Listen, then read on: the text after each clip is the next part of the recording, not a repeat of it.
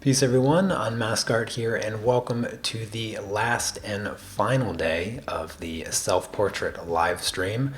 That's right, the month of May is over, all 31 days of working on this project. However, there was a tiny mishap yesterday, about 5 minutes into yesterday's live stream. For no reason and without warning, my internet went completely out for like 2 hours.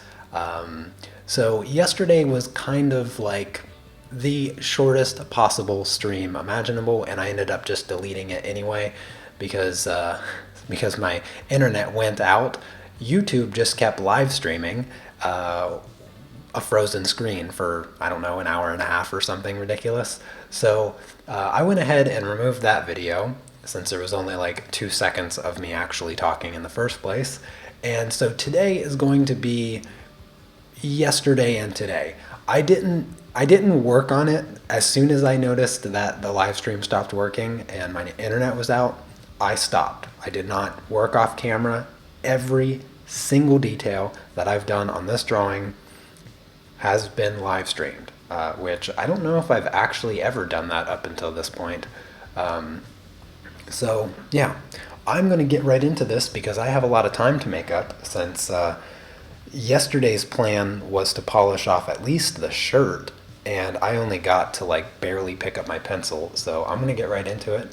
What's up, Kenny, Piano, Beast Boy, and Sandri? Good to see you guys. I'm starting a little bit early for obvious reasons, so yeah, good to see you guys here early. Yeah, if you guys have any questions for me, don't hesitate to ask. I am more than happy to take on some questions. And yeah, the funny thing about losing my internet for a couple hours yesterday is it actually gave me time. Well, more or less, it gave me motivation to do what I could do offline, which was finish editing a video and writing a script. So that's what I ended up doing yesterday. Just working on a video and writing a script, and I ended up getting it done. I uploaded it this morning, and I have it scheduled out for next Tuesday. So I don't know how I'm doing one of those video premiere things, and I'm not sure if that shows up on my channel yet. It might, but I don't really know how to work that stuff. Basically, what it does is it takes a scheduled video and turns it into a semi-live stream, which they just call a kind of surprised that I was able to get it done because I've been so busy this month with these live streams, and every Tuesday and Thursday I do live streams over on Patreon as well. So realistically, I do nine live streams a week for the entire month of May, which is pretty ridiculous to think about. But I managed to get through it, and here we are, the final day, and I'm just doing the polishing. Right now I'm working on the shirt, darkening the shadows, and then I'll get to my skin and work on the skin tones a little bit. But yeah. Oh, hey, what's up, Chrissy, Jesse, Audrey, Sally? I'm not sure if I said hello to you yet, but yeah, this is live. You are officially in the live chat. Good to see all of you here for the final day. And not only is this the final day for the live stream, but this is the final day for my wife and I's diet challenge thing that we decided to do also for the month of May. And for those of you that haven't heard me talk about it yet this month, my wife and I, we have, for the entire month so far, we've had 0 sugar, we've had 0 oil, we've had 0 flour, we've had 0 processed food. Every single thing that we've eaten this entire month has been like just whole foods. So breakfast usually looks like a banana and an apple. Lunch usually looks like maybe like rice and beans and maybe Brussels sprouts or something. Dinner usually looks like potatoes and veggies and stuff. And I've posted a lot of pictures on my Facebook page of some of the really fun things that we've made throughout the month. But that is today is the last day for that. My wife finally wants me to get a haircut, which can't blame her. It's getting pretty unruly. So I'll be getting a haircut today. My wife told me also that she will be getting some vegan ice cream. Friday is when the Isne ice cream place that we usually went to, like every Friday, has their vegan flavor.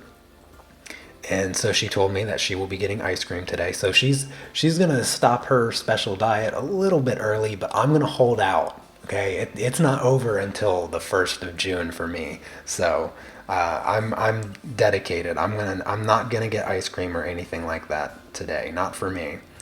She can get ice cream. I won't hold that against her, but I will wait till tomorrow.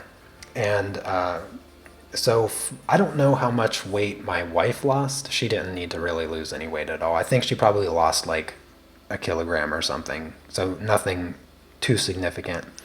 I, however, weighed myself this morning and I am down almost 3 kilograms. And that's without changing like any part of my lifestyle. Like I didn't exercise more or do anything special.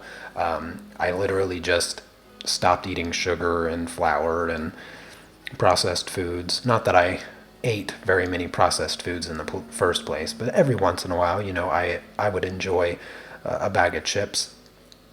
I'd say that probably oil was the most significant thing that I cut out. And I'm still gonna try really, really hard to avoid those foods. With the exception of date night when I go out to eat with my wife and things like that. But for the most part, I'll cook less with oil and I'll try to just maximize the highest quality of food that I can make and limit the unnecessary ingredients.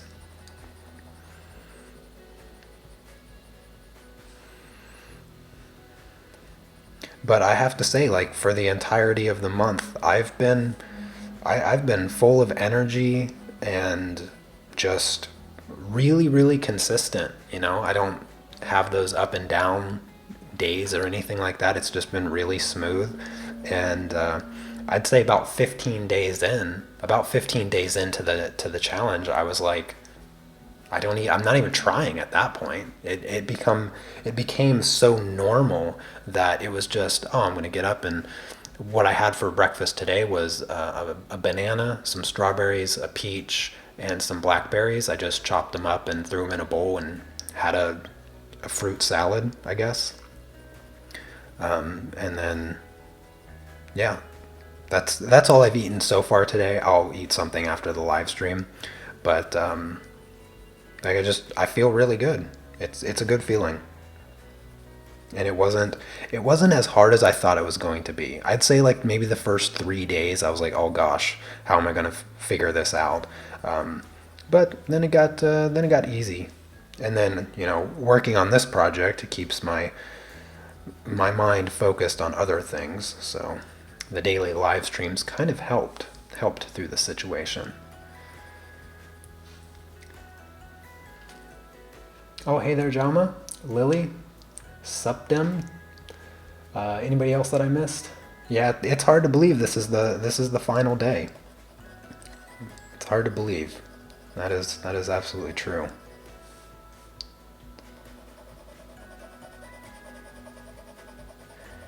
Now you're probably wondering, okay, well, what's going to be the next challenge for June? The next challenge for June is waking up at 5 o'clock in the morning every day, even on the weekend. So tomorrow is Saturday. I'm going to be waking up at 5 o'clock in the morning tomorrow. And I think I'm going to add an additional thing. So the idea is that I'll be waking up significantly earlier than my wife on the weekends. And about a half hour to an hour earlier than what she wakes up during the week.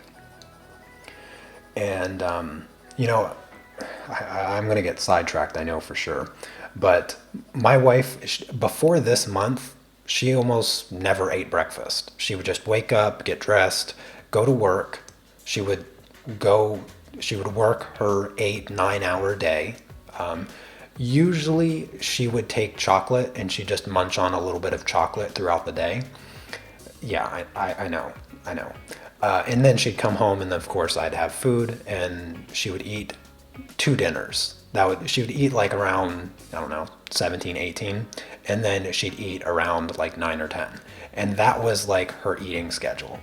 But since this month, she's actually started eating breakfast every day and taking like an apple or a banana or something to work. And then of course like walnuts and some kind of nut. So she's actually been eating more than she normally does, and much healthier. And we had the conversation about, you know, what she thinks she's going to change after this month, and she's probably going to keep eating her apples and walnuts for breakfast.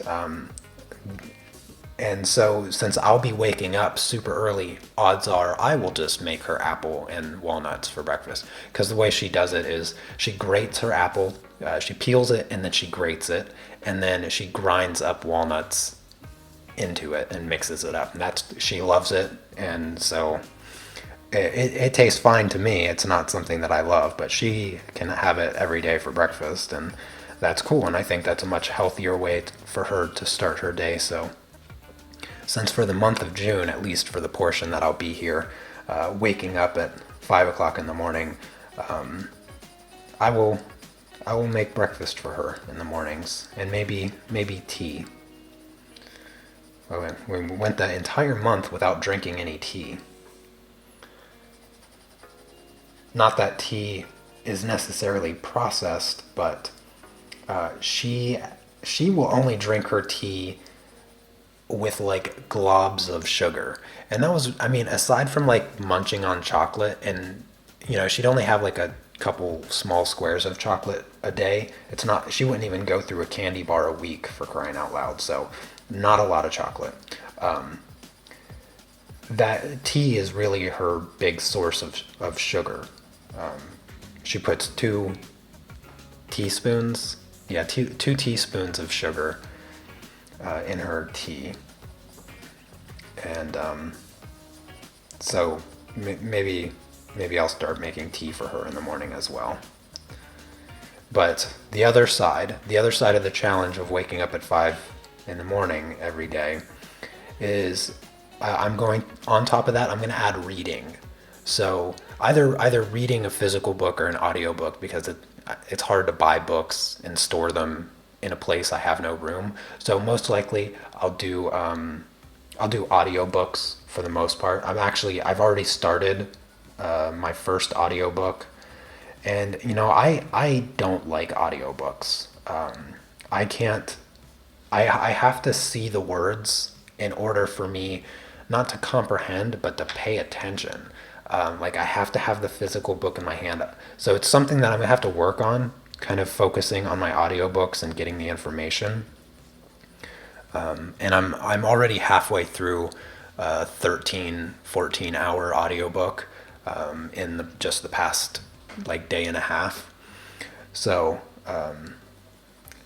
I'm going to at least spend 1 hour, minimum 1 hour every day listening to an audiobook, and I'm going to see how many books I can get through in the month of June. And the month of June is really only going to be kind of like 20 days for me, because I leave for America on the 20th or 21st. I actually don't remember. I should probably know that, but I don't remember. And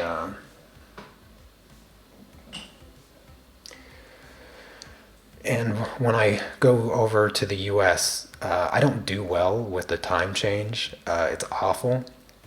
So odds are I'm not going to be able to maintain that waking up at 5 o'clock thing for those days that I'm trying to adjust to the new time zone. And so I'll just try to make it that first 20 days and then readjust. And I'll probably just end up making it a normal habit to wake up at 5 o'clock, just to see what it does for my overall productivity and daily mood, I guess, and my sleep schedule too. So it will, obviously, I'll have to adjust my sleep schedule a bit,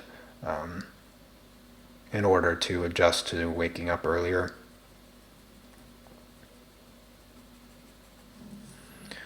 So yeah, that's going to be the next challenge for me. And then by the end of the year, I should be on the most optimal diet, the most optimal sleep schedule, and a really good reading schedule as well. See how many books I can get through this year. I used to read when I was in the military. I read so many books. It was just every spare second I had was spent reading, and even when I shouldn't have been reading, I was reading. Um, so we'll see if I can catch up to my old habit of getting through books. Because I remember there was this one really small workup that a workup is like a mini deployment.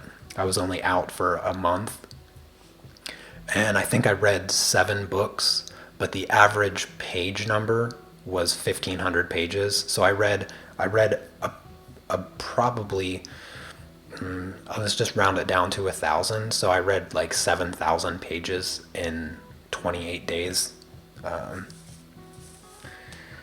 and yeah. So we'll see if I can ever catch back up to my younger self when I was in the military reading. Um,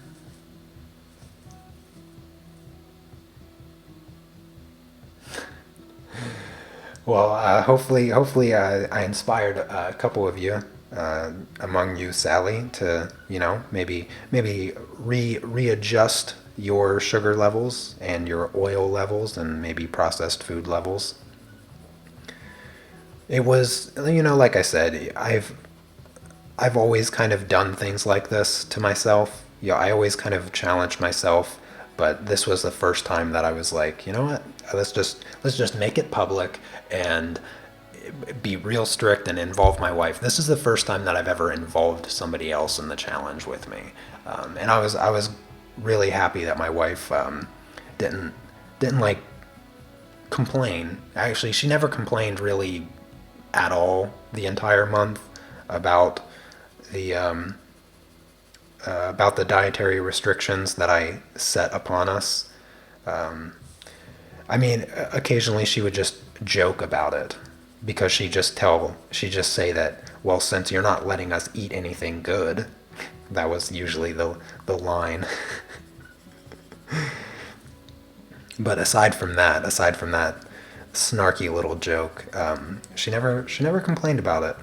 Yeah, she never said, "Oh, I miss having tea and sugar," or I miss having chocolate." She never once said anything about it. She just adapted and moved on with her life. And I mean, that's exactly the way that I dealt with it as well. I just adapted and moved on with my life. Uh, and I'd say both of us just kind of lost track of it even being a challenge at this point.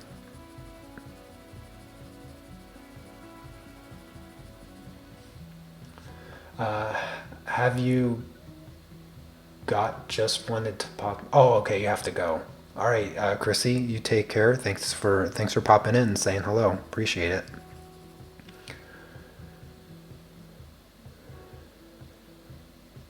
I have wondered what your opinion on using microwaves. Microwaves are awful. Um, I'd say, well, first off, like in Poland, microwaves are pretty much obsolete. Nobody uses them that I've seen. I don't think I've ever seen them in the store either. I don't know. I'm not sure if I've seen microwaves in the store here, but I have not used a microwave in a very, very, very long time. I honestly cannot tell you the last time that I've used a microwave. And yeah, I don't think, I don't know the science behind it on like how it damages food, but I just trust that it's not the best way to cook food. And so I always err on the side of caution. If there's a potential that it's not good, then why take the risk in the first place? That's my thought. That's my opinion on it. And so I just avoid it. It's like if I don't need it, then and it's potentially bad, then I'll just not use it. It never affects me. I reheat my food by putting it back in the pan or just cooking it on the stove top, and it works perfectly fine. I've actually never really thought about it. I don't even know what I'd use a microwave for at this point. I'm trying to think of anything I'd put in a microwave. What do you put in a microwave? Help me out, people. I don't know what you put in a microwave. It's been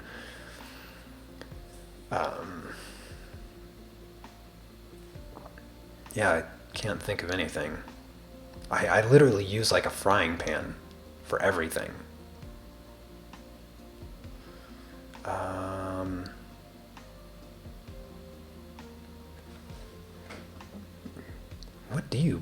What would you put in a microwave? Everything that I'm thinking of, like I'm thinking like hot dog, but I was like, in my mind, when I think hot dog, I'm like, well, no, that would be disgusting. It'd taste so much better to fry it on the stove. And then I was thinking, oh, baked potatoes. Baked potatoes, I think they are faster in the microwave. Yeah, I think they're faster in the microwave. Oh, rewarming your coffee. Yeah, I would never have that problem. First off, I don't drink coffee, but rewarming my tea never ever lasts long enough to get cold. The only time my tea ever gets cold is if I literally forget I have tea. And it's not because I drink a little bit of it and then I forget it later. No, it's like my wife makes it and leaves it in the kitchen and forgets to tell me that I have tea. In which case, I'll just put it in the refrigerator and make it iced tea. Let's see, lasagna. No way. Lasagna? No. No. No. If the lasagna isn't fresh, it's so much better cold. There's no argument there. You're not gonna convince me otherwise. Same thing with pizza. If pizza isn't fresh, it is better cold. You can't change my mind on that. It's the same thing with lasagna. What else? Frozen popcorn? What? You make the popcorn on the stove, like super easy. No, definitely not. Definitely not popcorn. It's too easy to make it on the stove. You get popcorn with, nothing in it. Just regular popcorn, and then, a tiny bit of oil in a pan. You put the lid on, you let it cook on like a low medium heat, and then it starts popping and it's done. I wouldn't. Yeah. No, not the bagged popcorn. Too much processed stuff in that. What? Cookies? What? Why would you put cookies in the microwave?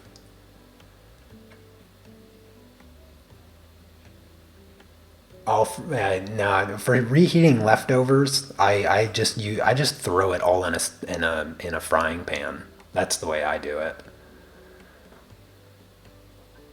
Hot bread and cheese. That has to. No, you can't be talking about microwaves there.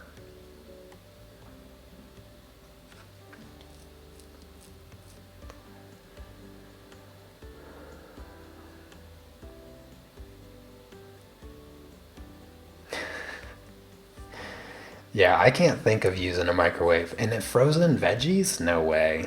I would just boil a little bit of water. How do you tell if the frozen veggies are done in the microwave? You gotta stop it every now and again and make sure they're not turning into mush.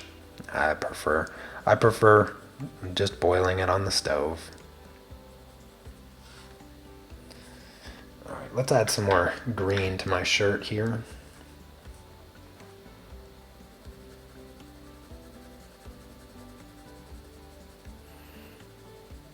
Another thing that I keep seeing, since I'm like constantly looking for houses, and I recently, like in the past month, I've just gotten so obsessed with like home improvement shows that do like kitchen renovations and just any room renovation type of thing, and I just absolutely love watching it. Is dishwashers. Like like I can't think of any convenience that a microwave would give my life. So therefore, I don't have any desire to ever get one. And another thing is dishwashers, because you always there was this one episode of this show that I was watching specifically that talked about this person or this couple. They had a dishwasher, but it was a dishwasher on wheels. So it was, I don't know what you call it, but you have to hook it up to your sink faucet in order to feed water through it.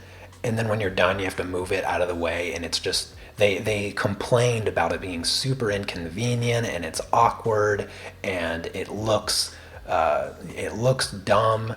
And when you hook it up to the sink, you can't use the sink because you can't take the thingy off because it's feeding water and junk to the dishwasher. And in my mind, I was like, then don't use a dishwasher. I mean, I can't think of ever wanting a dishwasher. It drives me nuts when people complain about dishwashers because it's like, how hard is it to just wash them by hand? I just, it baffles me. My wife is the same exact way. She just thinks dishwashers are the dumbest thing ever created. And I have to agree with her because I just can't think of a single reason that I wouldn't do the dishes by hand. It doesn't, I hate doing dishes. Like I don't like doing dishes. I absolutely despise doing dishes. It's my least favorite activity in the world. But even at that level of disliking it, I still can't think of doing using a dishwasher. It just drives me nuts, the idea of doing it.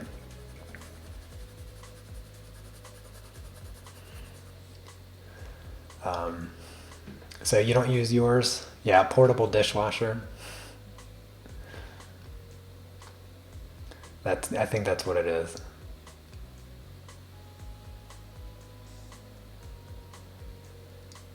Yeah, you're right, Dee Dee. When I lived in Washington, I lived in this one place that had a dishwasher. I never used it, of course, but I thought, oh, it's a great way of using the racks to let my dishes just drip dry, and you don't have to like use one of those ugly racks on the side of the sink because I hate those. They're stupid looking. And so I would just put my dishes in the dishwasher after hand washing them so that they would dry, and be hidden. But because I never used the dishwasher, the water that would be dripping down off of the dishes caused mold to form around the edges of the dishwasher because it was never turned on and properly washed out ever, from itself. So, like, I don't know, maybe like 3 months of living there, when I saw the mold happening in the dishwasher, I was like, well, now I need to actually turn the dishwasher on so that it stops molding. And I was like, this is just dumb. And so I ended up having to buy a dish rack so that I stopped drying them in the dishwasher because it just got moldy anyway. And I was like, it doesn't even make a good drying rack anymore. I've never used a dishwasher in my life. to wash dishes. Not one time.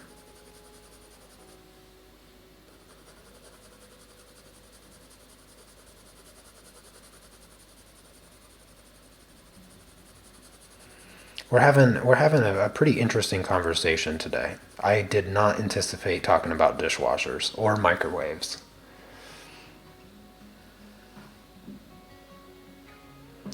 If you had two kids, you had two dishwashers right there. I don't know how old your kids were, but I started washing dishes real early. You definitely do not use less water with dishwashers. Absolutely not true. Unless you're like filling up your entire sink like to the top and then straining it and filling it up like two more times after that. There's absolutely no way it uses less water.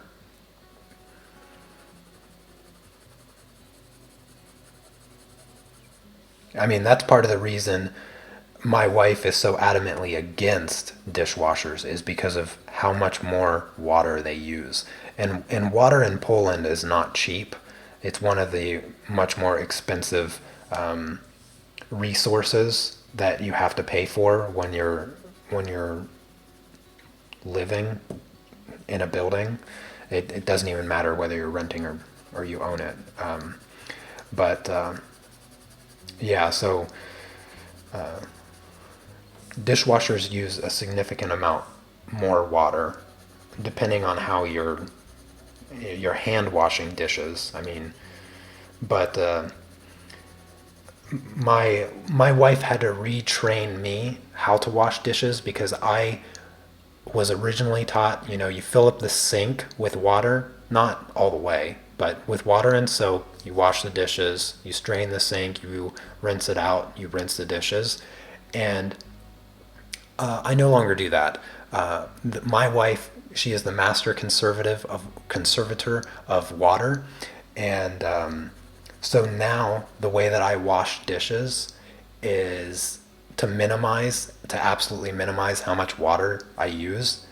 And so if I have like a pot that I boiled water in or something like that, so like a little pot, I only fill that up with water and soap. And then I just use, the sponge to clean the other dishes using just that soapy water there. And if I have another bowl or another thing, then I pour that water into there. And so I use very, very little water. And then, of course, the rinsing, I use some more water to rinse, but I don't let the water just run. If I have a cup, I turn the water on, I rinse it, I turn the water off, I put it away in the drying rack. And I do that for each individual dish. So I'm always turning the water off in between separate dishes. And it doesn't take me long to wash dishes. So the process works, okay? The process works.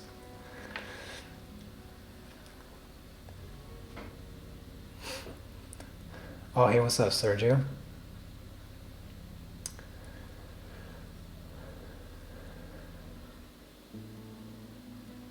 Oh, I hear you, Lily. I was born a monster also. I was also born a monster. My sisters, however, they definitely were the dishwashers, especially my sister Cece.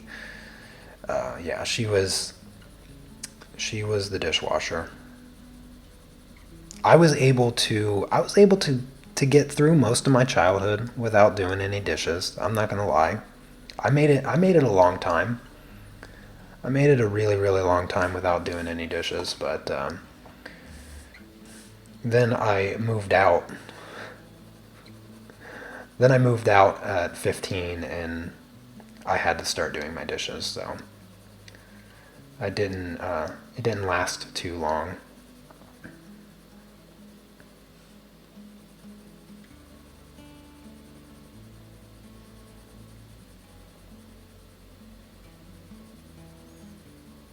That's one thing that I'm going to have to struggle with when I get into property investment and I buy and renovate houses. when I redo the kitchens, and it's like I have to put in a dishwasher, like, and it kills me a little inside knowing that I have to add value to the property, which means I need to put in a dishwasher. I don't want to, but I don't think it would be I don't think it'd be a wise choice to force my opinion of dishwashers onto any potential buyer or renter of my future properties. So makes me kind of feel like a hypocrite a little bit. Or maybe I just force it upon the world, and everybody that rents from me is going to have to learn how to do dishes.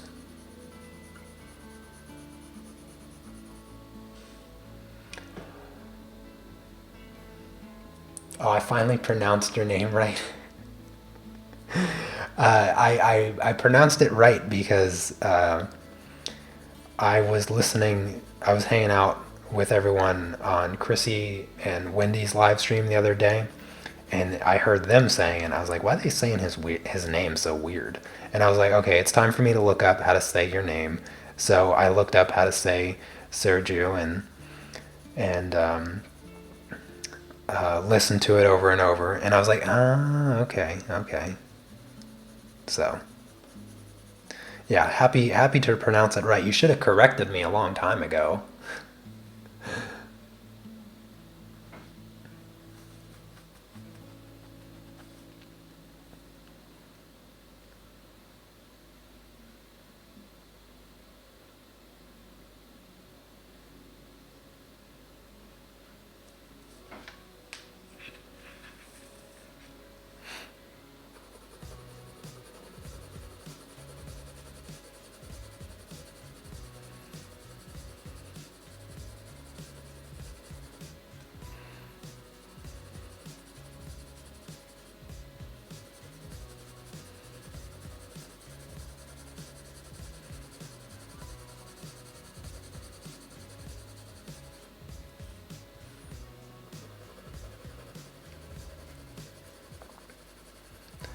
I think once I finish with this red, I might just be done with the shirt, doing the fine tuning. I'm pretty satisfied with the way that the shirt came out overall.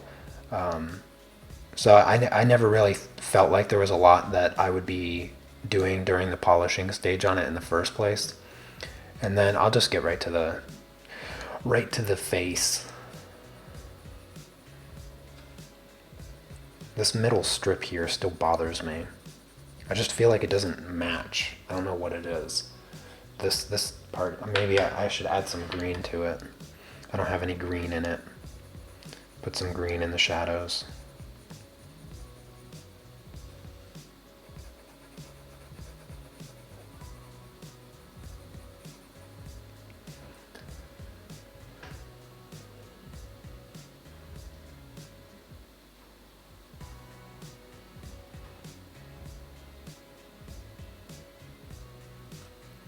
Oh, I see, Sergio. I see. Yeah, I like I pride myself a little bit on, wanting to pronounce people's names correctly, not the Americanized version of the name. So, yeah. If at any point for anyone else, if I am pronouncing your name incorrectly, don't feel bad at all by saying that's not how you pronounce my name, and I will look it up. I'll look up. I've looked up several names over the years of live streaming to make sure I'm pronouncing names correctly, and I enjoy it. Yeah.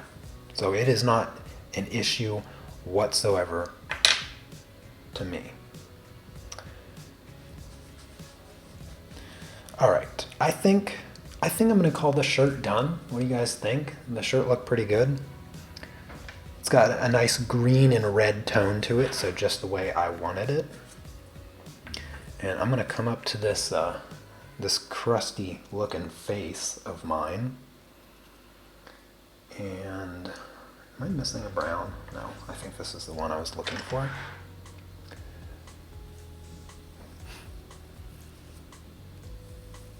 Yeah, thanks for bringing that up, Kenny. I just realized that Detective Pikachu comes out today here in Poland after what, like 2, 3 weeks that you've already seen it. Um,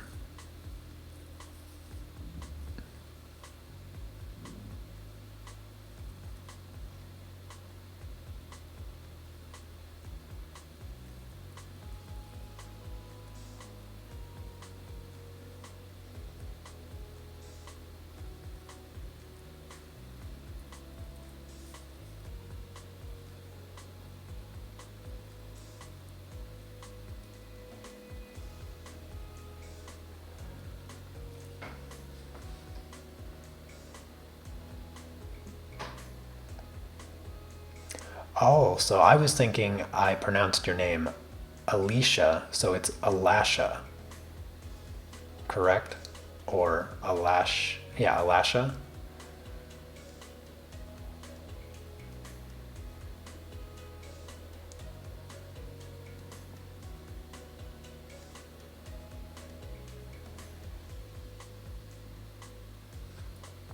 All right. Um,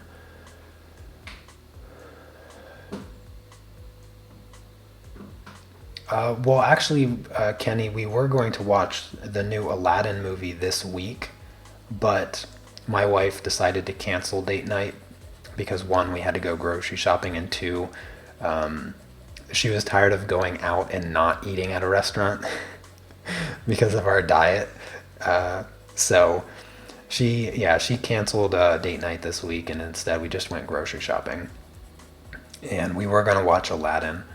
Um, Unfortunately, I haven't heard anything good about the new Aladdin movie. I've only heard negative reviews for it. Um, so we might just skip it and go straight to Detective Pikachu. And not. Um, oh, how do you pronounce my last name? Yeah, one second. Um, Yeah, so not sure if we'll watch the Godzilla movie either. Just kind of depends. I'll be away, I think, when that movie actually comes out in June, here anyway. Um, yeah, so my last name is pronounced Staller. A lot of people mispronounce my last name. My whole life has been basically correcting people on the pronunciation because they pronounce it as though it only has one L, and if you take off the R, it's the word stole. So a lot of people say stoller, drives me absolutely crazy, but it's pronounced staller. And then I also can't begin to explain how many people refer to me as stroller. They just invent another R. They're just like, I'll just give you an extra R in your name, and so they'll just pronounce it like a baby stroller. Um, that has happened an endless amount of times, and everybody in my family at least 10 times in their lifetime have gotten, a credit card application or a bank statement or something, some kind of letter in the mail, and it just says blank stroller. And yeah, so we even get letters with the wrong name. Um, it drives me nuts. It drives me nuts when people, we always have like inspectors coming into our flat because they have to check the gas lines, and yeah, they check the gas lines quite regularly, like before and after every winter season when they start like heating the building. And there's always a paper that I have to sign, and they just, when they check, it only takes like 30 seconds. Pull out their piece of paper, they start filling in the information on the paper, like what flat they're in, blah blah blah, the date, and then they're gonna have to write my name down, and so they always ask nazvisko, which is, what is your name, and I tell them, I'm like, Will Stoller, and they just freeze up. It's the same thing every single time. They just freeze up. Their hand doesn't move. They don't move, and then they're just and Brosha. They give me the pen and ask me to do it.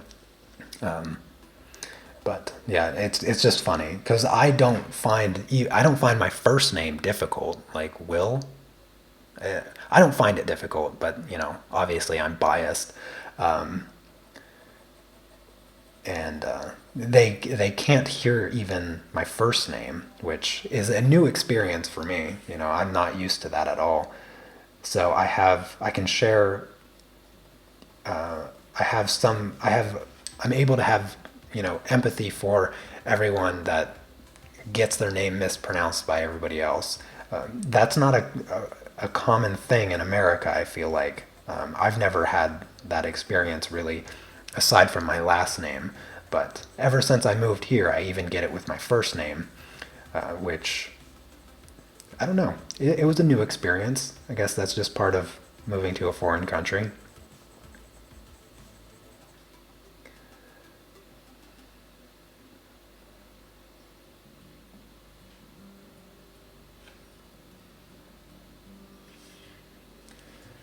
Yeah, my full name is William.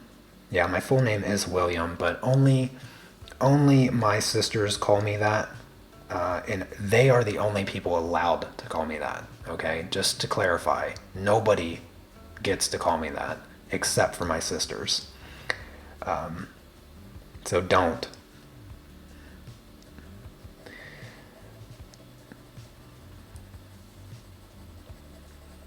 Yeah, I've gone by several names growing up. I used to be Billy. When I still have a lot of old friends when I was younger. That when I go back to the United States and I run into them, they still think of me as Billy. And I think when I was in the fifth grade, I want to say fifth, like after my fifth grade year, I I told people to stop calling me Billy, and I wanted to go by Will. There was like a couple different transitions. I think it was like Billy, Bill, William, Will. I think it went kind of like that. Um, but it happened rather quickly. I couldn't decide which name I wanted to go by, but I was the one that chose. Like I know that for a fact. It was like fifth grade. I was going into middle school, and I was like, look, I'm not going into middle school with the name Billy, and then eventually I settled on Will, and I was like, that's what I'm going to be called. Um, and funny thing is, like my sister Cece, her name is Christine, but I think anytime somebody calls her Christine, she wants to like vomit on them. But she always went by Christine, never Chrissy. She never ever liked that, um, and so that was always we always called her Christine for like the longest time, and I'd say maybe like I don't know 8 or so years ago or something like that. She had kind of adopted Cece, and she just I think ever actually it could have been like a decade ago because it was when my sister Lisa had her first kid, Kiera, and she would always refer to herself as Aunt Cece. It was easier for Kiera to say as a baby, and it just became her name. Now, literally everyone calls my sister Cece. Like, and it's funny, she was 25 or something when she changed her name unofficially, but it's just kind of funny to think about. It's just arbitrarily changing your name. I did when I was in 5th grade, and now it's what I go by. And you might think it's hard, but it's actually surprisingly easy.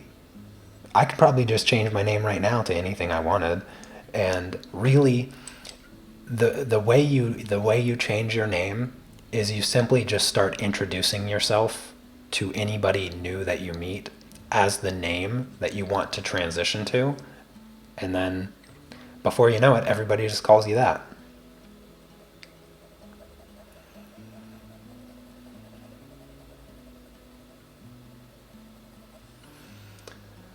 In my country, nobody gets through my last name. Not many Italians in Denmark. Yeah, I don't even attempt it, Lily. Yeah, to me, you're just Lily. You don't have a last name. If that's your full name, Santasila, Santasila. That's what I would imagine it's pronounced, but I could be totally wrong. I don't know Italian at all.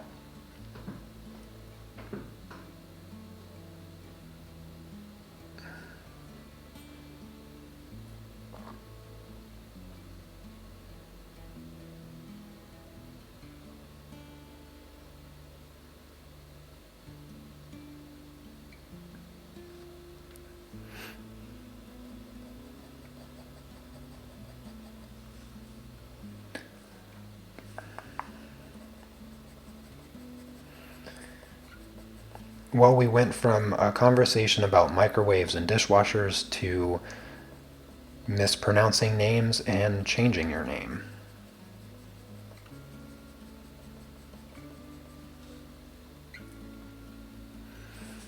It's been a fun day. And I've just started like working on the skin really, polishing off the details, and so I still have quite a long way to go here.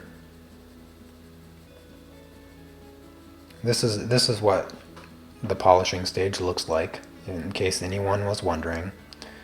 It's usually just a few little scribbles here and there, getting everything in its place, and mainly it's just slightly changing the colors and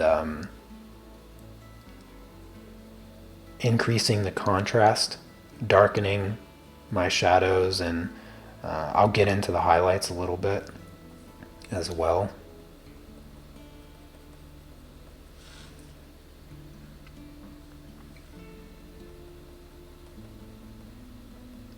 But like I'm barely touching the paper, I'm just doing like really small changes. Oh hey, welcome back, Chrissy. I'll be streaming a little bit longer today simply just because yesterday's live stream got cut out so early. So you guys gotta be on the conversation. Oh, I did I miss a question? You need help with the beard. Well, I did, I did talk about kind of my strategy a little bit on the previous live stream. It has the subtitle beard. I'm trying to think. It might be somewhere around like live stream number 10, but I have a playlist. I have a playlist for these the live streams that I've done throughout the month, and you can find the one that I worked on my beard and get some insight. But basically, what it comes down to, if you have see, my beard is see-through because it's more just it's low cut, it's trimmed, and so you can still see my skin. And so I can treat it as skin and then a layer of hair on top, and so I can ignore the beard, just color in the skin, and then put the beard on top. But if you have a full beard, like hair, then what you do is you just treat it like hair. So you make sure you get the shape, and then you do hair. Just, I mean, if you can do hair, you can do beard, or like a full beard that covers the skin completely. And then just like you do hairlines, you do the beard lines where the hair meets the cheeks and the neck and all of that stuff. So that's essentially the strategy that you would, the two different strategies that I use when doing a beard. It's been quite some time since I've done facial hair.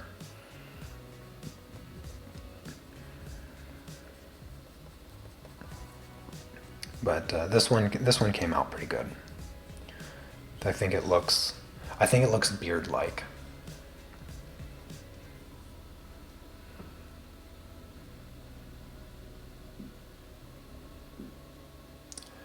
Can you zoom in? Yeah, I can zoom in a little bit. I don't want to zoom in too much because I'm going to be moving around a lot, and it's hard to make sure that I'm always in frame with where I'm working. And when I'm doing the polishing stage, I just jump around quite a bit. I don't like to change my color too often, so I end up just jumping around everywhere with the one color that I have, and then when I switch colors, I just do it all over.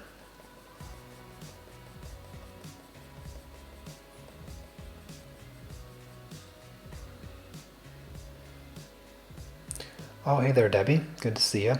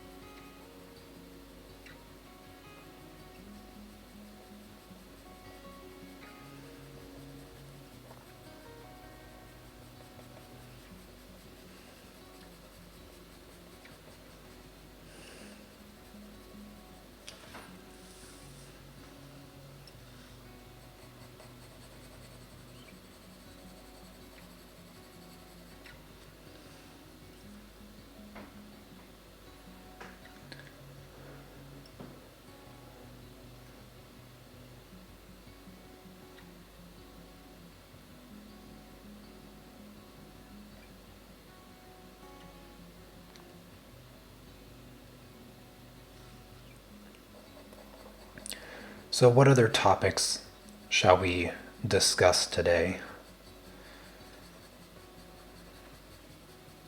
What other questions might you guys have? I'm trying to think. Trying to think of what else did I do yesterday? Can't really think of what I did yesterday. I mean, I worked on my lion pastel video. That's what the video next Tuesday will be. I have it scheduled out, but next month, am I going to do a portrait of my wife? No. Next month, I am not streaming every day, but I think it's long overdue for me to do a portrait of my wife. She'll probably have a thing or two to say regarding which picture I choose, because I have a ton of pictures of my beautiful wife. And the ones I like the most are the ones she hates the most. And it's probably like almost no matter what picture I choose, she's probably gonna say this. Why did you have to pick that picture? She's probably gonna say that at least on a daily basis. But yeah, I think maybe I'll do another month-long live stream, and I'll do a portrait of my wife. That could be kind of fun. And what I'll do is I'll have the same exact dimensions, and I'll have her body language looking this way. So I'm kind of facing this direction, and I'll have her facing this direction a little bit, and then we can store them in my drawer forever and ever, or we can hang them up right next to each other. And yeah, I don't know, maybe I can possibly do like similar color palette. I don't know. Now it's just getting too complicated. I'll just I'll just color a picture of my wife. Just no relation to this whatsoever. Same size though, I think. right, let's see here. Give me this color.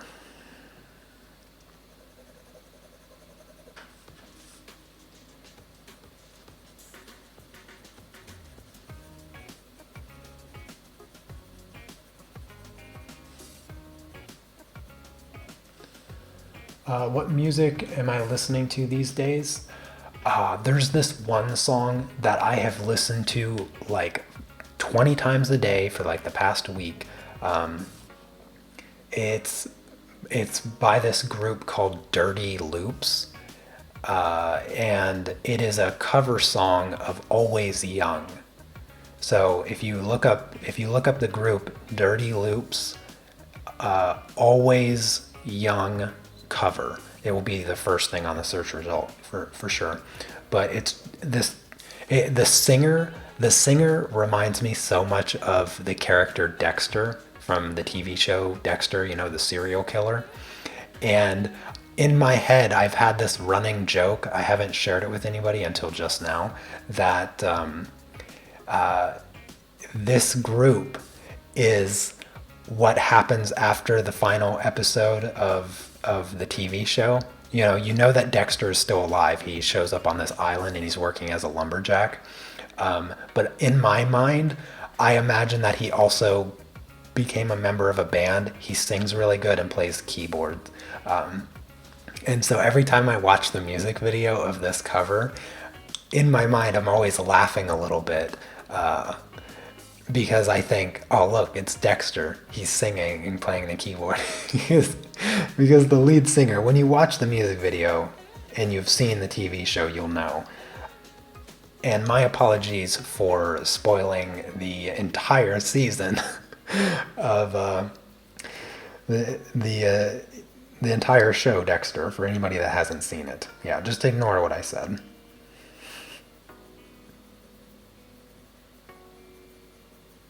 But if you haven't seen it up to this point, it's totally your fault.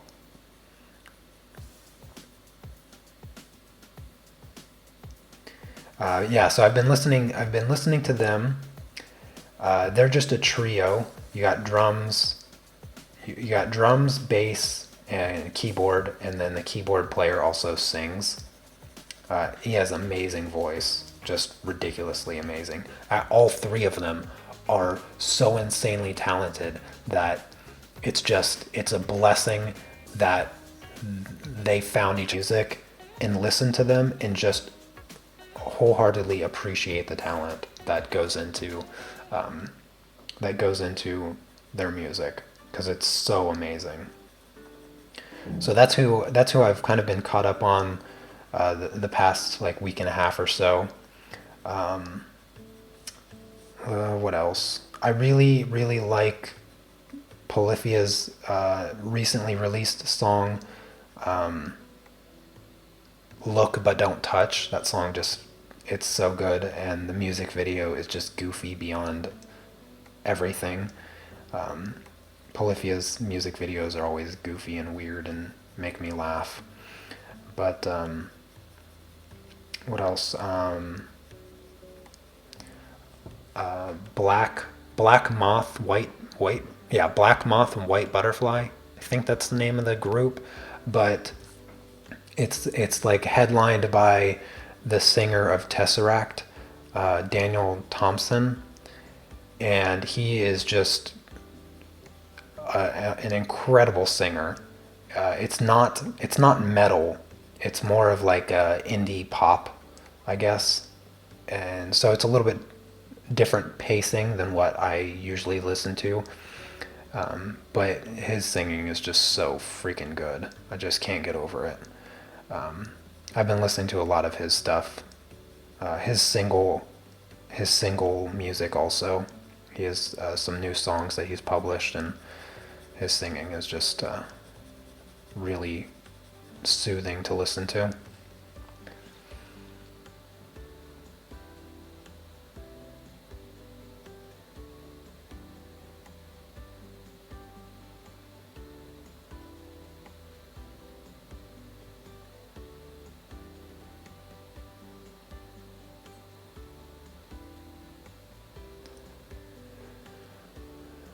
No, I certainly wouldn't say I'm more into alternative music because even though I've been listening to these songs, I've mainly just incorporated them into my daily listening, but I certainly still listen to a lot more metal than the alternative stuff. I mean, I like J-pop also. I still listen to J-pop. You know, Perfume is still one of my favorite groups that I can still, sit down and listen to while I'm working or whatever. And you almost can't get farther away from metal than with J-pop. But I wouldn't say that I'm into J-pop just because I listen to like one or two groups. I mean, I'll even get down to a little bit of K-pop and listen to Girls' Generation. But I would say 90% of the time I'm still listening to metal. Like, so I don't generally say that's the type of music that I listen to because I feel like that would be a misrepresentation of the music that I actually spend most of my time listening to.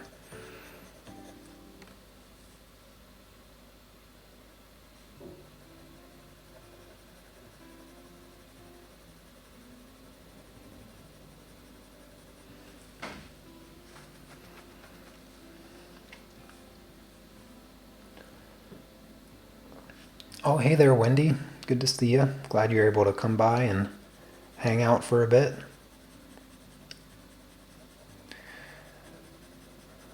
You missed all the earlier conversation about microwaves and dishwashers and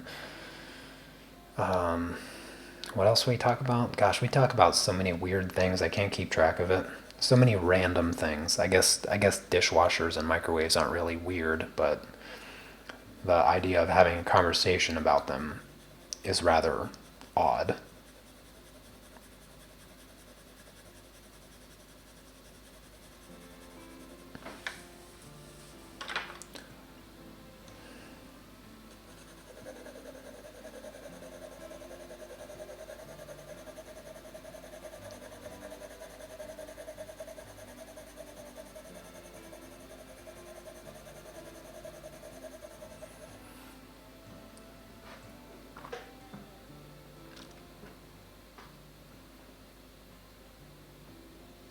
Yep, that's what you missed, Debbie.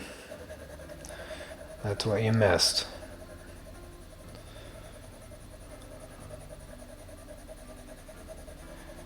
So what I didn't mention so far is that since since my wife and I are finishing our month-long dietary challenge thingy, and if you missed it, I lost just about 3 kilograms, which is roughly 6 pounds, and my wife probably, I know she's down like maybe at least a kilogram, which is 2.2 pounds. But so that's the weight loss for the month with our little change in diet,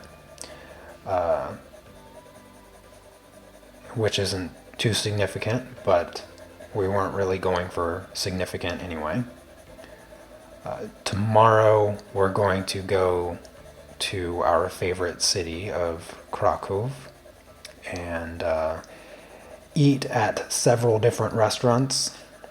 And in actuality, I guess it seems like tomorrow we'll just gain all the weight that we lost.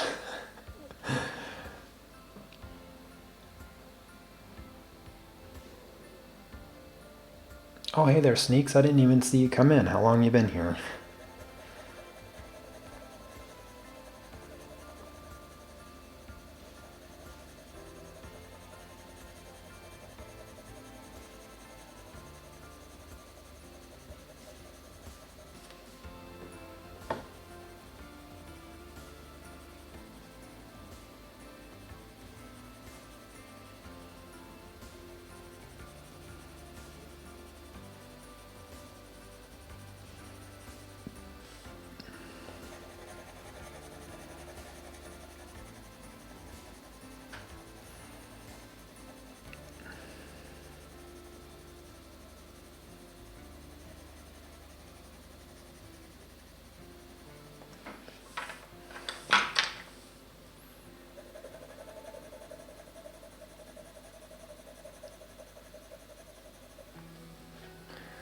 All right, before I get into the highlight on my face, I think I'm just going to come down here, do another layer on this arm.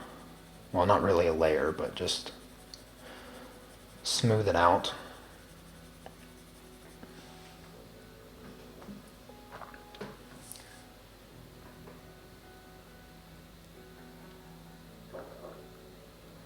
Oh, okay, snakes. Well, I apologize. Yeah, you're sneaking under the radar.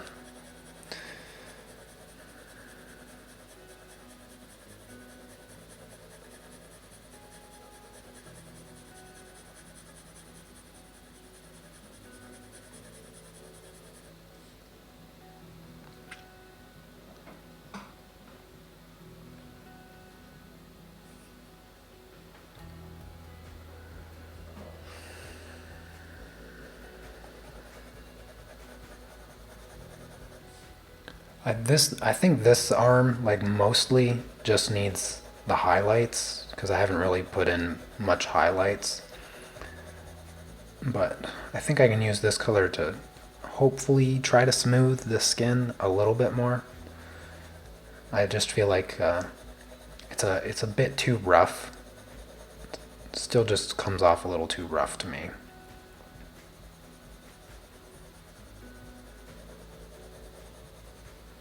Oh, see this. I'm gonna zoom back out a little bit. That's the thing. I'm just moving too much, and it's really hard to keep track of that I'm in the frame. I think that's close enough. I'm still zoomed in a little bit than what I was before. What's the tooth of the paper like now? Like a piece of glass. Yeah, I'd say that's pretty much the tooth of the paper. I don't know if I can create the shine. Oh yeah, there you go. Yeah, you can see the shine.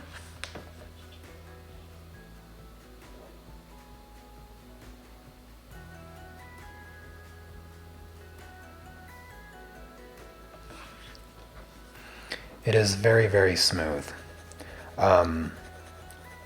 The amount of pressure that I'm putting on my pencils is so teeny tiny that the only thing that allows the color to show up is that I'm repeating the motion. This is my favorite part of working with colored pencils, is where you can make these really small minor adjustments. Like, I mean, you saw how shiny the shirt was just now, and just how smooth this is. And this paper is, extra smooth from the very beginning. But I was able to take my red and my green in the beginning of the live stream, and you can see that. I mean, you guys commented on how the red made the shirt pop a little bit more. So the color shows up. It's really hard to get to a point in colored pencil burnishing that the application of a color does literally nothing. Usually I stop well before that point, but really, I mean, there's a long way that you can take it, even when you're working on such a smooth surface as I am now. So yeah, you can see that there's still a whole bunch of work that I can do with my polishing stage. Plenty of room for improvement.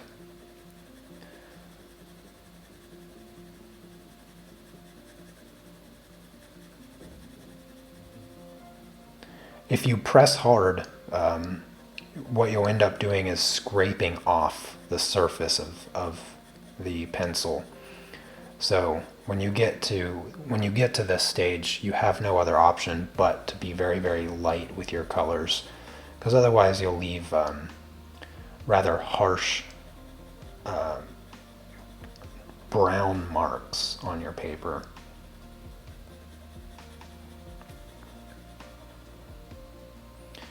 And it's nice because you never have to sharpen your pencil during this stage. It just you sharpen them one time, and then you can work for hours without ever sharpening a pencil.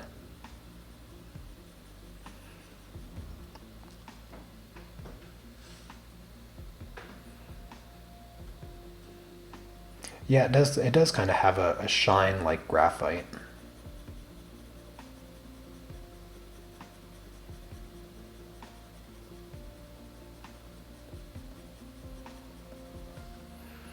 And you can still use solvent to smooth it even more, because I don't know if I can show it.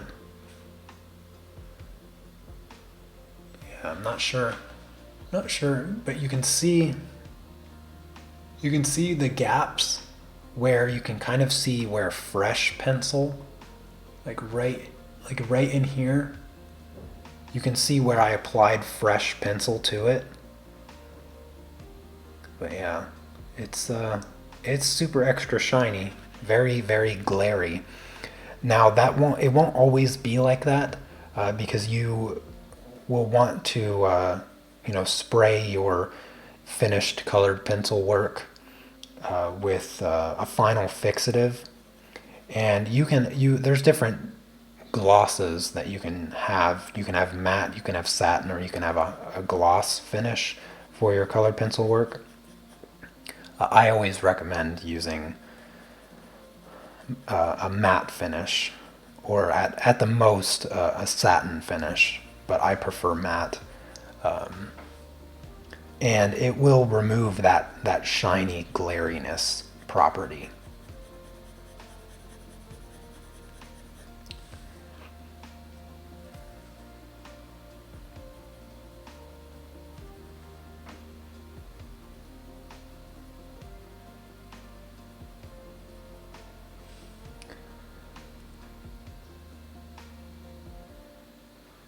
You don't think you've seen me use graphite? I don't use graphite very often. I prefer working with color, and yeah, not the biggest fan of graphite. I mean, I spent most of my childhood and into my adulthood drawing with graphite. As soon as I discovered colored pencils, it was just graphite was dead to me. Once I started learning color and drawing with colored pencils, and then getting into oil painting and stuff like that, I never wanted to go back to just graphite, because it just seemed so much less enjoyable. Because it's like, well, why use graphite when I can just color whatever I want? And so yeah, it just I lost a bit of interest in graphite and moved on. I think I can do some highlighting now, so I'm going to go back up to my face and try to bring out a little bit of highlights.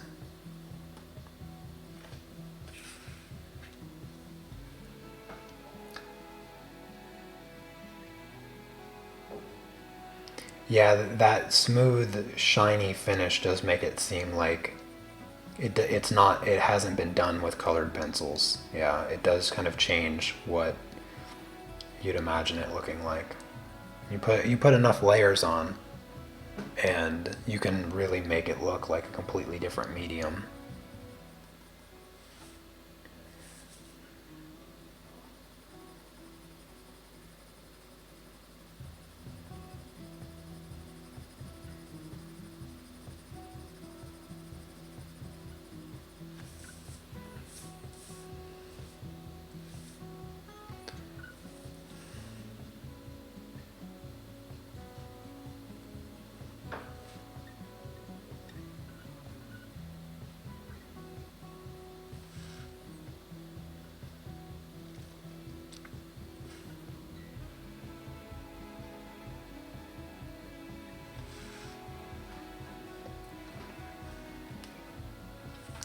And if you're wondering, I'm zoomed out on my reference photo.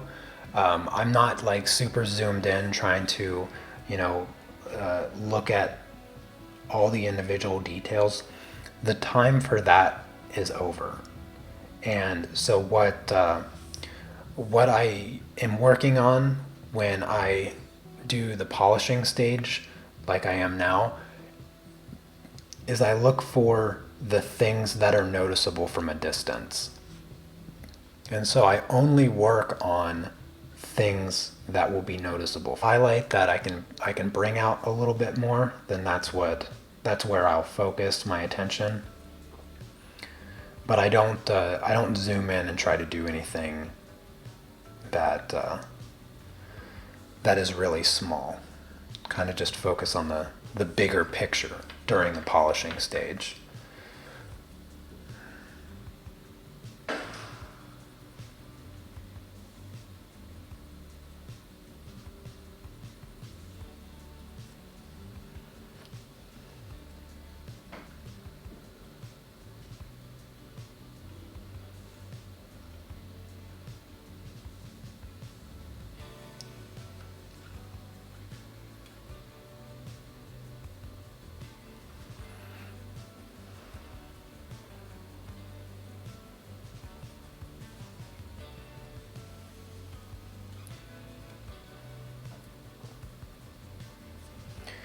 Do you guys have any other questions for me?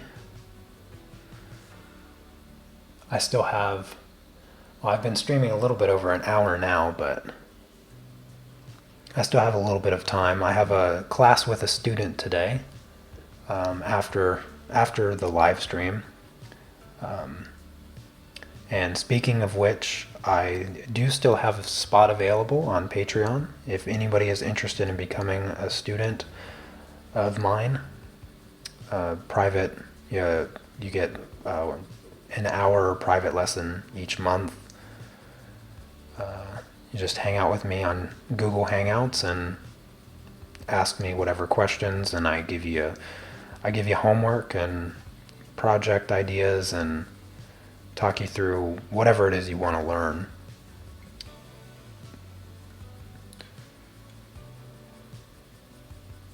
So you can sign up for that over on my Patreon page if you were interested.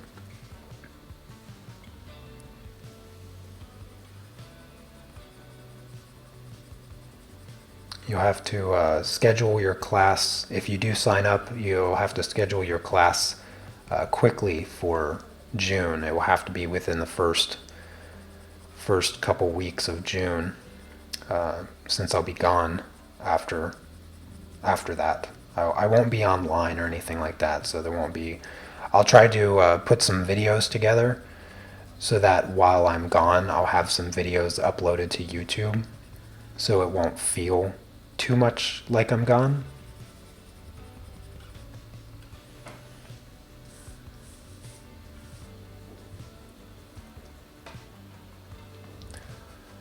Would a pastel take as long as this colored pencil took? Oh no.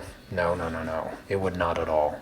I mean, I spent like 4 or 5 days on the background alone. This background and pastels would take me like 20 minutes maybe. Like 20 minutes if I was really, really engaged in some kind of conversation on the live stream.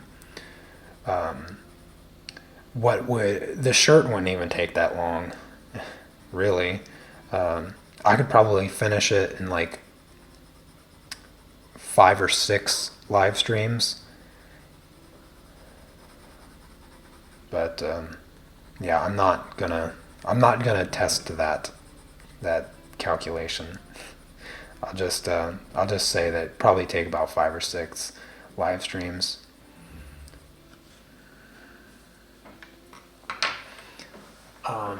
Is there vegan chocolate?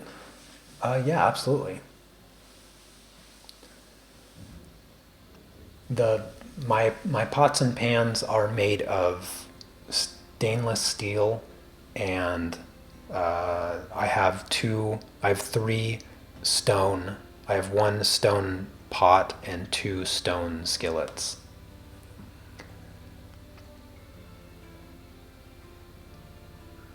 Politics is never an acceptable topic on streams. Yeah, I'd say that's probably a good rule of thumb. I can't tell there was any black mark on your cheek. Yeah, I tried really hard to cover it up. You can still see it in person, uh, but it's pretty faint. I mean, as soon as I touched the pencil and like streaked it across my cheek there, and I saw the black mark, like I didn't like try to cover it up by pressing really hard with the white. Like, oh no, there's a black mark. Let me try to cover it with the white. No, I knew that it was a unforgivable mistake, and so I left it alone. I took my kneaded eraser and I did it like 100 times. I just peeled it up, pushed it down, peeled it up, and tried to get as much as I possibly could off, and it worked pretty well. There's still a little mark there, but yeah, it does look better, and I don't think even in person you'd really have to kind of look for it to see it, but yeah, I was able to kind of pull myself out of that giant mistake.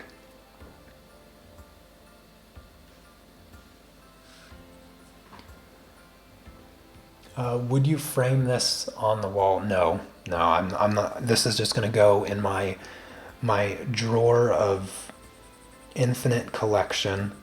Um, in fact, it will just slide right back into the pack of paper I originally got the paper from, and it'll just sit there for years to come. I can't I can't think of ever having the desire to have a picture of myself hanging on my wall. Not something that I really want to look at regularly. I mean, it's rather rare. It it's hard to say this seriously with this backdrop. It's hardly it's quite rare that there's any artwork that I want to hang up on my wall for any length of time. This just makes a much more interesting backdrop uh, than just a plain white wall. But none of this. These are all just old tutorials from years back on Patreon, and I just was too lazy to put them away, and so I just started hanging them up on my wall, and eventually I completed so many of them that they just created a nice little backdrop for my videos and things. So I just kept them there. But I have two pastel paintings that I'm framed with matte board, and I have them sort of kind of on display. And then my oil painting, it's not on display, but it kind of has to be, so it's propped up over on my dresser. Um, it's completely dry at this point. I just need to find some time to work on it. Yeah, I'll probably work on it quite a bit in the month of June, since I won't be doing these daily live streams, and there's a couple other videos I'd like to do, and hopefully I can get to them. So much like to be your student, but it'll have to wait until after September. Oh well, that's slightly unfortunate. My student tier on Patreon will be closed after October. I mean, after August. At the end of August, I'm going to close it, and it won't be open up until probably next year. But I'm gonna be kind of changing a few things on my Patreon starting next year. Most likely next year. It could be near the end of the year, around November, December timeframe. But I'm going to be. I won't be taking any more students on for the remainder of the year. And then next year, what I'm planning on doing is focusing more on individual students. So what I think I might try to take on 15. Right now, I only take on 5, but I've kind of slowed down with my off-screen production of videos. You know, I don't do a lot of pre-recorded stuff, and so I think I'm going to shift my attention more towards the individual experience and just do my Patreon live streams, and then teach my students. So I think I'm going to start with 15 next year. Haven't really decided. This isn't set in stone, but currently that is my plan, and we'll just see how it goes. Now that I'm talking about, like, you know, in the future kind of things, I was talking to my wife yesterday, and I was telling her, I was like, look, it's driving me a little crazy, like staying in this teeny tiny little flat, and not having like a comfortable space to work in. It's a little claustrophobic. And as I continue to run out of room for both art supplies and paper and finished art projects, really, really trying to get into a house, whether it's here in Poland or it's in the United States. And I told her yesterday, I was like, if we're unable to find a place here in Poland, like relatively soon, because we've kind of been nonchalantly looking since the beginning of this year. You know, we've been having this conversation. I've been talking about it probably too much on the live streams because it's probably a really too much. Just it's yeah. Just I probably mention it too much. But there's a chance that I told her there's a chance that we might just end up moving to the United States. She doesn't want to move to the United States. I don't want to move to the United States. But if we can't find a better place here to live, then it's kind of likely. And it'd be rather difficult transition. Like, it'd be a really difficult transition because, to be honest with you, if we were to move to the United States, what would really end up happening is that I would move to the United States and my wife would be staying here until she can transition. And I mean, who knows how long that could take? It could take as long as 6 months or a year. And it just, yeah, there's a lot of headache right now with the whole moving thing. What question did this even stem from? Why am I talking about this? Oh, it didn't stem from a question. It just stemmed from talking about future plans. But yeah, a lot of things up in the air right now, which is driving me and my wife absolutely crazy. Mostly my fault, but I can't help it.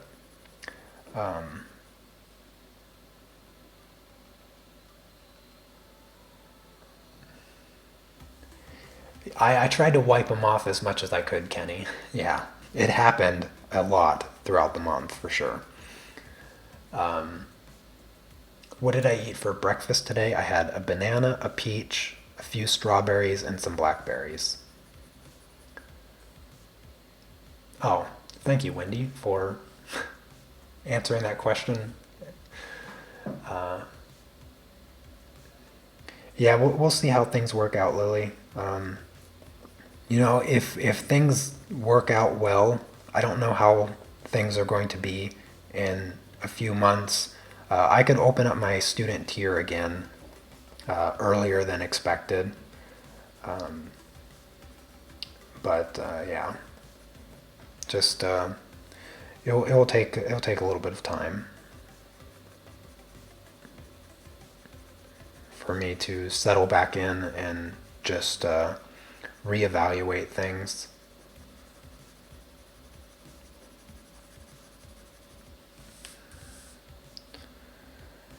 Okie dokie, time for some green.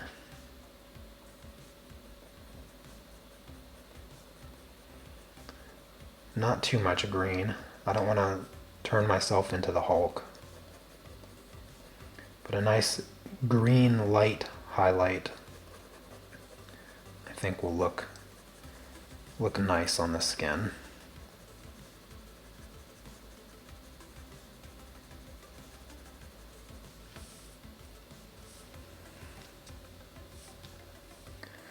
Let's just do a little bit down here on my hand.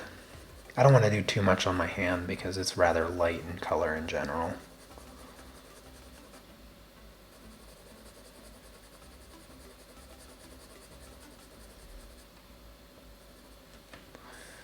Do a little bit in this shadow also.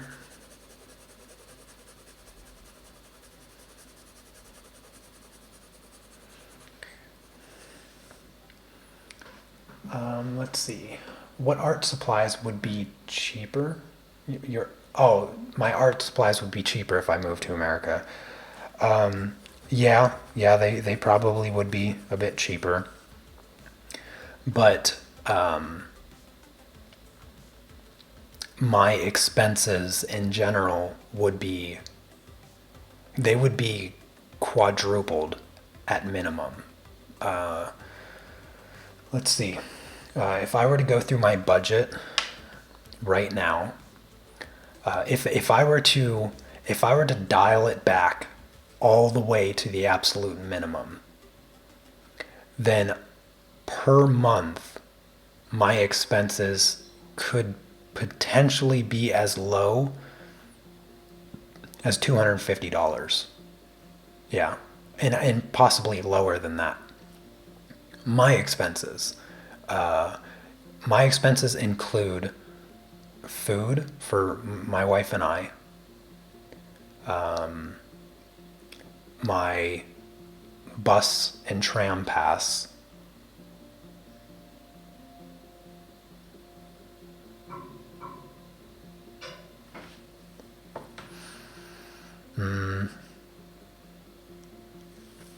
and then I have my website hosting. I have Photoshop.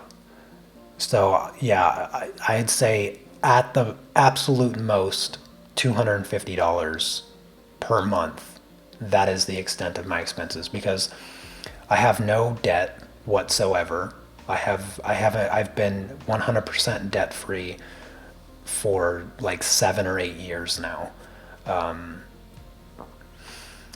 And if I were to buy no art supplies, I mean, I could replace pencils and things like that and still not exceed $250 a month.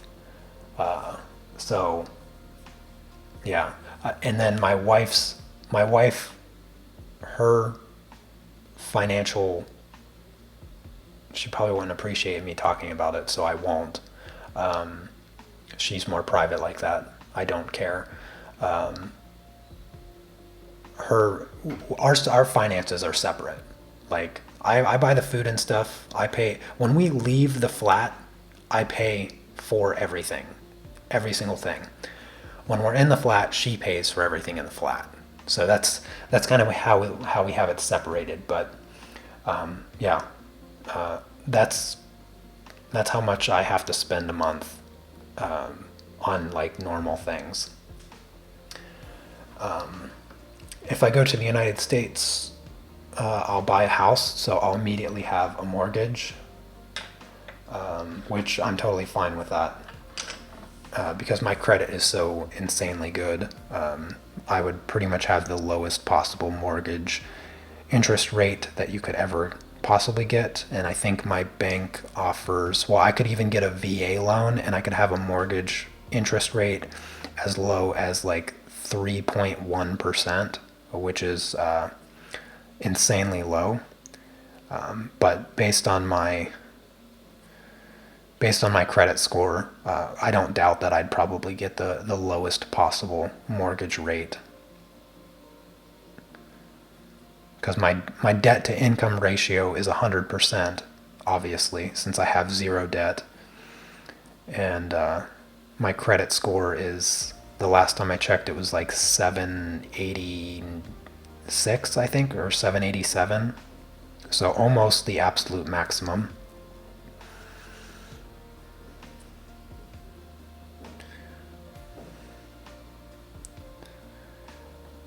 But if I were, we'd have to buy a car if we go to America. So, that's a pretty big expense. I could probably find something, decent for about $4,000 or $5,000. But I mean, that's a big expense. And then of course car insurance, and then I'd have to start paying for gas again to be able to drive around. And then, of course, our food spending would quadruple because the prices after converting is about 4 times the cost.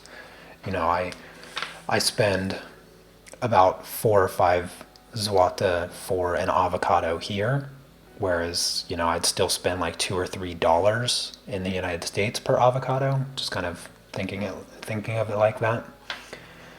And so that's about 3.5 times the cost that is here. So yeah, it's not it's scary to think about the prospects of moving back to the United States. Not to mention, missing my wife, as she would be staying here for probably at least 6 months before coming to the United States to live. She'd have a lot of stuff she'd have to deal with coming to the United States. I don't even know how that whole ordeal works, having my wife move to the United States. She'd have to get some kind of visa thing in which, we'd have to pay for that. And yeah, so it would just be a nightmare. I'd rather just own property in the United States and make money off of it by renting it out, and then live extra comfortable here in Poland. If you move to America, wouldn't you have to deal with the IRS? I already deal with the IRS because I'm American. Just because you live in another country doesn't mean that you don't have to pay taxes. I still have to pay U.S. taxes. I still have to file my taxes through the IRS and stuff. I don't do anything here in Poland. I reside in Poland, but I don't work in Poland. It's kind of weird. Everything that I set up before I came here is established in America. So you can kind of think of my business. It's located in America, but I work outside of it. So I don't pay income taxes to Poland because, well, I don't technically work in Poland. You can kind of think of it like the business is located in America, but you can work from anywhere because I can work from anywhere since it's over the internet. So it's not like the money doesn't come. The money never comes into Poland, so that's why there's no taxes here for it. And then yeah, so at the end of, or at the beginning of the year, I always have to file taxes in America. Next year is going to be a little more complicated. Next year, I actually need to fly to America to deal with my taxes with an accountant, which I'm not looking forward to.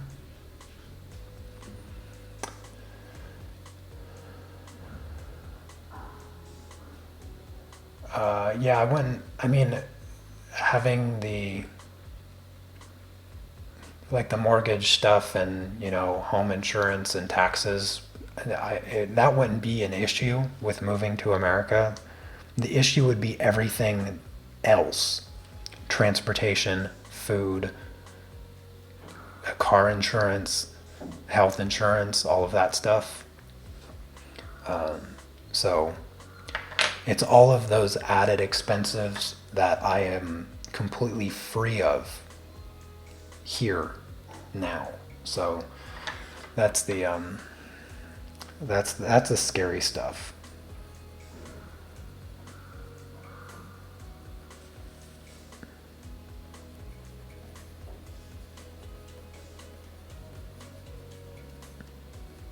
So I think it's just better to own property, just to own property in America and rent it out and just generate the passive income through that way.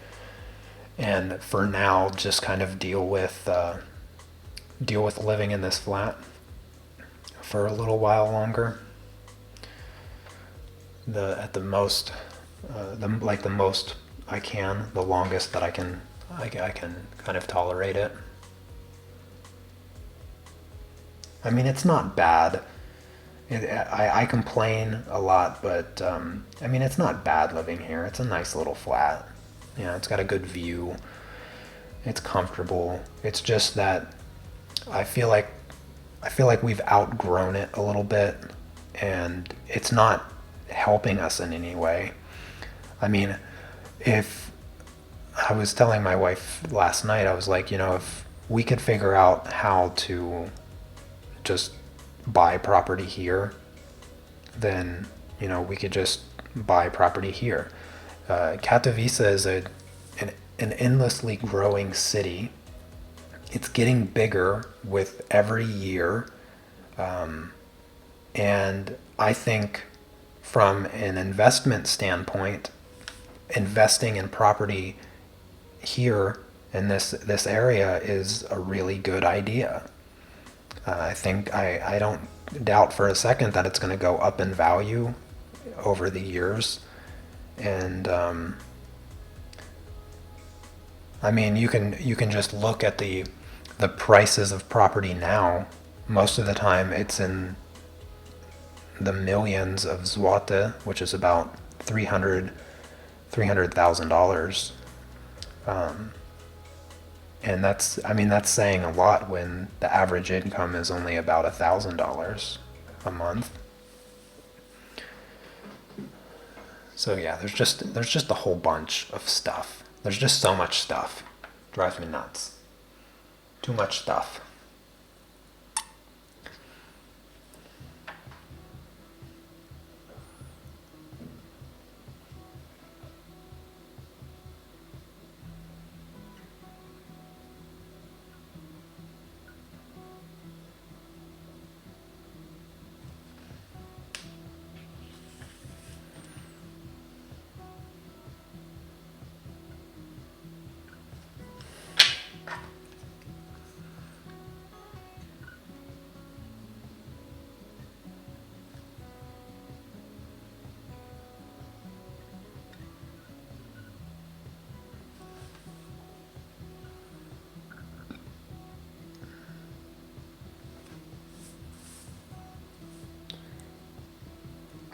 You know what? I don't know what else to do here. I think I'll just have one final look at it. I'll just zoom out. There's the entirety of it. That's the drawing. Just gonna do kind of a scan, and I don't know, there's probably just a few little final touches that I can really justifiably make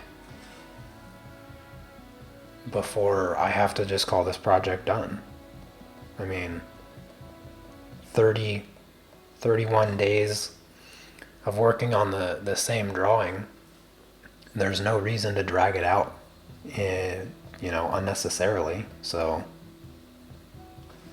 I feel like just this, this cheek here, just kind of getting the structure of the shadow right, and yeah, I'd say it's like done. I think I can use a touch more green in a few spots. Just a tinge of green up on the forehead a little bit.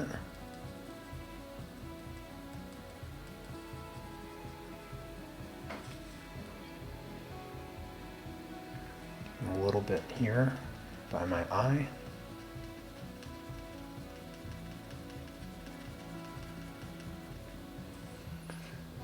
Keep in mind, you can't do a VA loan if you aren't going to live in the house. I'm not doing a VA loan anyway.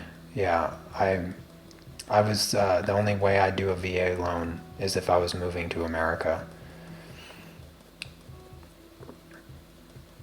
No, I would get the loan through my bank. That way I can keep everything in one spot so that I can pay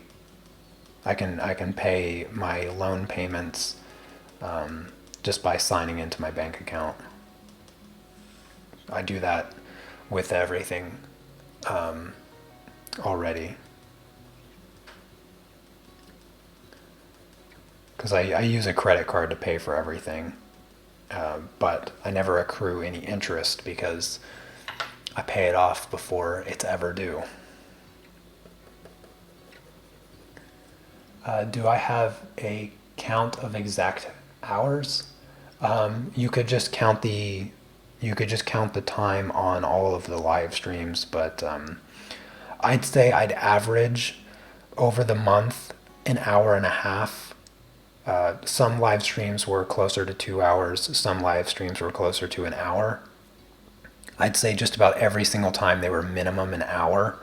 And so, since I didn't really live stream yesterday, we'll just cut it at 30. So that's 1.5 times 30, which is 45. So I'd say roughly about 45 hours. I think that's a decent estimate without actually calculating.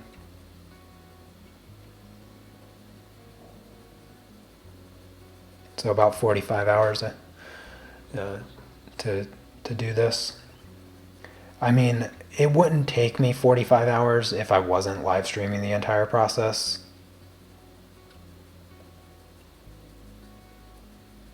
And having a conversation with everyone.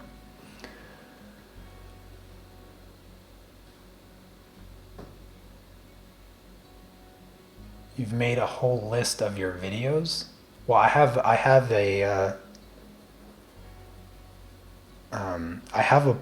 the official playlist for all of the live streams already made. You could just share a link for the playlist. Yes, it has been quite a journey, and it has gone by super quickly. Super quickly, for sure. It's been a lot of fun hanging out with everyone every day. We've certainly had a number of interesting conversations, today included, talking about all kinds of stuff. Yeah, I am quite delighted, Sneaks, to be able to move on from this project, start something new, and take a break from the daily streams.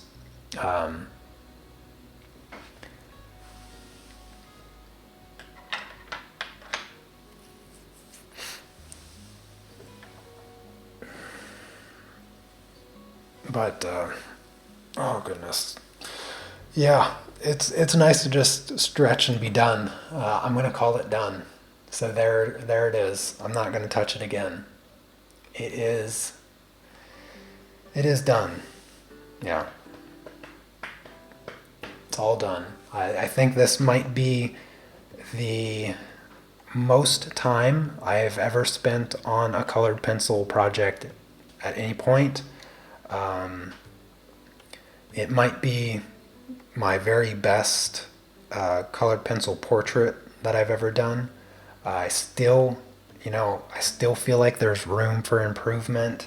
I certainly could have gone without making the mistake here, and on my cheek, of course. There's a few little things that I don't know what happened, but yeah, I'm pretty satisfied with it. I In the beginning, I was a little nervous. I'm not gonna lie. In the beginning, I was a little nervous on how well I was gonna be able to capture my likeness. I mean, I didn't really enjoy looking at myself like every day this entire month, like spending an hour a day staring at myself. It's not the most comfortable feeling for me, but I'm pretty proud of it. Yeah, I really enjoyed the process.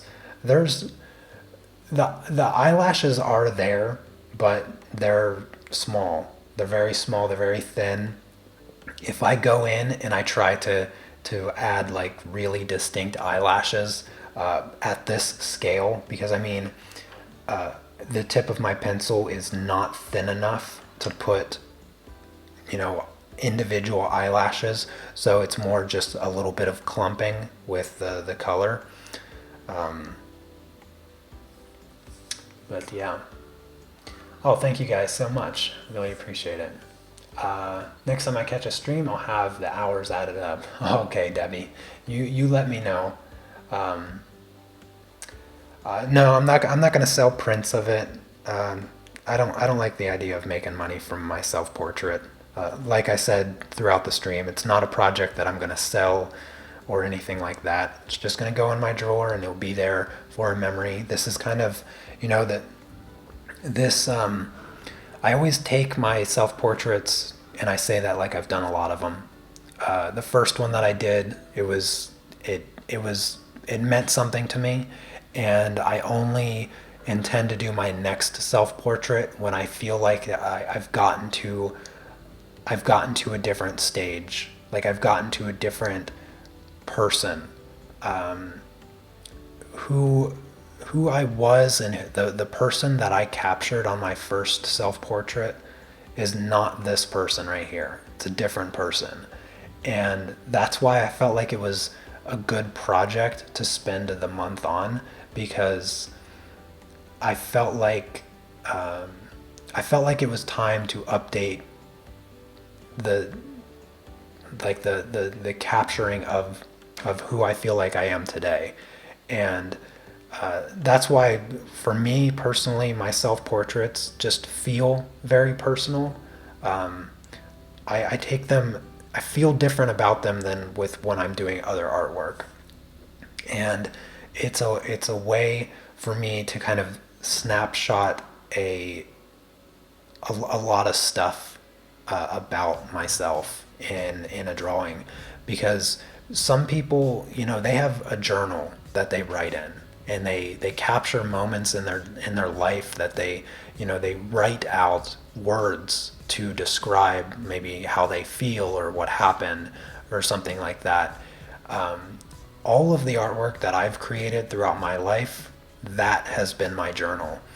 When I go back and I look at old pictures and things that I've drawn or painted, I have an emotional connection with the time that piece was created. The picture itself doesn't always have any particular meaning to that moment in my life. Sometimes it does, most of the times it doesn't. But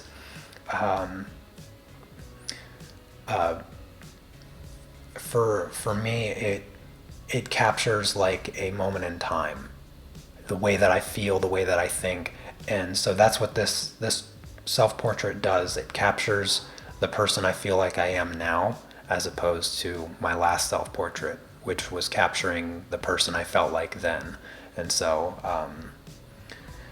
yeah, that's why it means so much to me. So I really do appreciate all the support that I've gotten from you guys this last month. It's been a really fun month, and yeah, now it's time to start the new challenges of June, waking up at 5 o'clock in the morning and reading books.